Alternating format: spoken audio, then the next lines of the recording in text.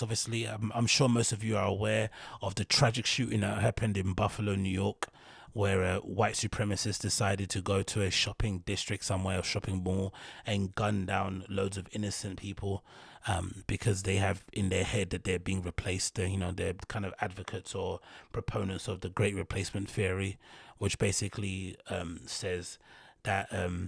I think it's a Camus sort. I think it's a Camus thing. It must be a Camus thing, where they basically they're basically under the thinking that they're being replaced in their country because of mass migration, right, through black and brown people. And the response to that is to obviously cleanse their nation of all migrants, of all minorities, in order to keep it pure. And I guess in an effort to do so, he went to a shopping center that was populated by mostly migrants, or mostly minority people, and decided to gun them all down. And yeah, absolutely tragic news, man. Really, really tragic. This is courtesy of the Guardian. That said it was by design. Black residents tried to come to terms with the horror of the shooting. Vigils were held across Buffalo, New York, for the victims of the Tops Friendly shooting. The Tops Friendly, I guess that's what the center is called, shooting on Sunday, as black residents of the city's east side mourned and attempted to come to terms with the brief, brutal event that had been visited on the neighborhood hours earlier.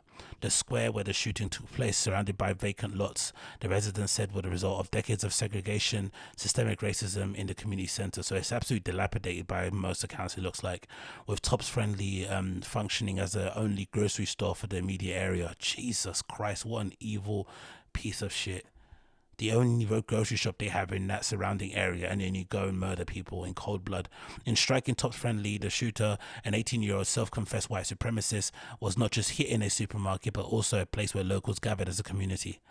It says the quote here: "No weapons formed against us shall prosper," said Karen Davis Butler, a nurse and a mother of three, who had tears streaming down her face. It means that's formed against God is going to make sure it doesn't hurt us. But we were covered yesterday. But we weren't covered yesterday, and the guy wasn't covered, and I feel bad for him too. Despite the horrors, let's not do this whole forgiveness thing as well that black people do. Let's not do that. Let the guy burn in hell wherever he may end up, man. Fuck him. Despite the horrors wrought on the neighborhood by the 18-year-old white shooter, Davis Butler said others were to blame too for filling him with hate. She said the following: "He's only 18. Damn, nearly grown. Where did he learn all this stuff from? Who's pushed this into his head? Where was his parents when he was looking at this stuff on the internet? This is like a gang thing with them, but it's white supremacy and racism. It's taught. You're not born hating black people." Good point. Davis Butler said she was in a Family Dollar next to the supermarket when the shooting began. "We saw everybody running, and they told us to stay in the store. It was crazy." This is where Juneteenth started. Wow. Where our community used to thrive. We had food desert. We have a food desert here, and that's racism too. So where Juneteenth started is a food desert, and there's only one shop there that they can all shop at. Crazy. If you go on the other side of the city, you will see grocery store after grocery store. The racism here is all every day. I guess that's similar to what we have in my part of East London, or where I was brought up, where I was brought up specifically, which is, yeah, let's not say it here actually. But the part of East London I was brought up in, the only thing in that area that you'll find are chicken shops and betting shops and Iceland's. The most upmarket supermarket that we had at that time in that area was a what is it called? Oh, well, it's not a Morrison, something else. What's that thing called? It doesn't matter. It's a green shop, but it's not a Tesco's. So those are the most upmarket shops. But most of the shops that surround that entire strip from where I was born, and kind of the main road, were just chicken shops and betting shops. It's the only thing. And the only people that you see in those chicken shops and betting shops were people that look like myself or other brown people. Do you know what I mean? It was just that black and brown people only were in there. You didn't really see anything else. It's only in the last few years now that place has become, or that area has become, it's getting a bit gentrified, and they're now building new flats. They're bringing new residents in there who are coming from outside of the area. Now they're trying to change it and obviously service their needs by giving them upmarket stores and whatnot, and just more of a kind of upmarket flavor. But when we were there, fighting for survival, they didn't do none of that. So these things happen all the time. This social engineering is crazy. It says it here, or urban planning, whatever they call it. It continues. It says, to Maurice Burst, another resident, the journey that shooter allegedly made from his home in Colkin near Binghamton, 200 miles south, meant that he passed upstate New York cities like Rochester and Syracuse. And the quote says here, it was by design. He knew what he was doing, and that's so sad. We've got sick people here, and some people would like nothing more than to have a race war, and they'll do anything to try and cause it. People need to wake up. He drove 200 miles to do this. He wasn't even local. Absolutely sickening, isn't it? And he passed all the lovely white areas, obviously, and then went and murdered black people.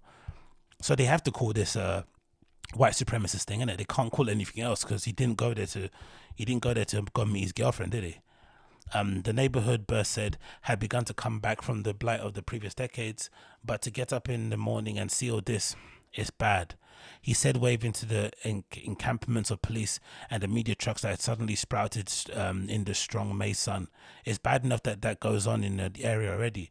Twins Shamika and Tashika Walker were standing on the corner of Riley and Jefferson, surveying the scene. He was telling them on live stream that what he was going to do. Oh yeah, that's the other part of the story too, isn't it? He was live streaming the whole thing. I saw a screen grab somebody shared where the tip of his gun, near the nozzle, I think, of the gun, he had written like white Tipex and nigger with a hard R. Absolute psycho, man. And obviously he written manifestos, I think it's 180 pages full of like crazy replacement theory nonsense, and what he wrote stuff about, the measuring human skulls. It just nonsense stuff in there. Like, God almighty. He was telling them actually what he was going to do, but they probably took it as a joke, said Tashika. But a joke is not. And the shooter had repeatedly posted messages about the Great Replacement Theory, the ideological underpinning of many racist mass shootings, including the one in Norway and New Zealand. The quote says, they're probably saying that they were having too many black children, but the community here is made up of all different races. The irony. The community here is like a family, and Tops is really always helpful. So how he had the audacity to come here and do this? What made you drive all this way to hit us and to do this, and why? And you know what's really shocking and disappointing about this too? He was taken alive. He was taken alive. Do you remember that guy who was pushed over during the Black Lives Matter protest?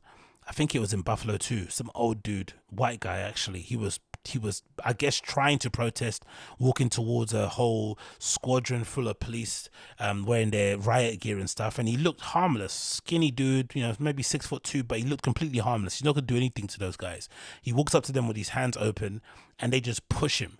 And obviously, because he's old, he doesn't have good balance, and he stumbles and legit whacks his head on the side of the curb, and he's lying there like concussed. I don't know what it is. It looks like he had brain damage, but supposedly he recovered pretty well, and he didn't want to press charges or anything. And for whatever reason, as we always know, the police that were involved in it were found completely innocent of any wrongdoing.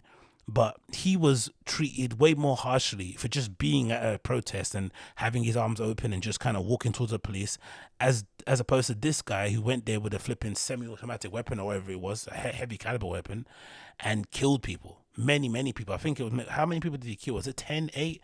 I'm not really too sure, actually. Let me double check this other article. I don't know how many people actually died in this. This is from the Reuters. He killed 10 people. 10 people were died. 10 that were killed in this racist attack in New York, and somehow they took him alive. Absolutely crazy stuff, man. It's funny how kind of sensible the policing can be based upon your skin color, innit? No matter what country you are in, the police get reckless and silly, and then there are some bad apple talks, and then when they need to be sensible and treat people with care and use kid gloves, they can. Absolutely shocking state of affairs. Again, my heart goes out to everybody that was involved in this, innit? Absolutely shocking state of affairs, man. I can't imagine the untold pain everyone's going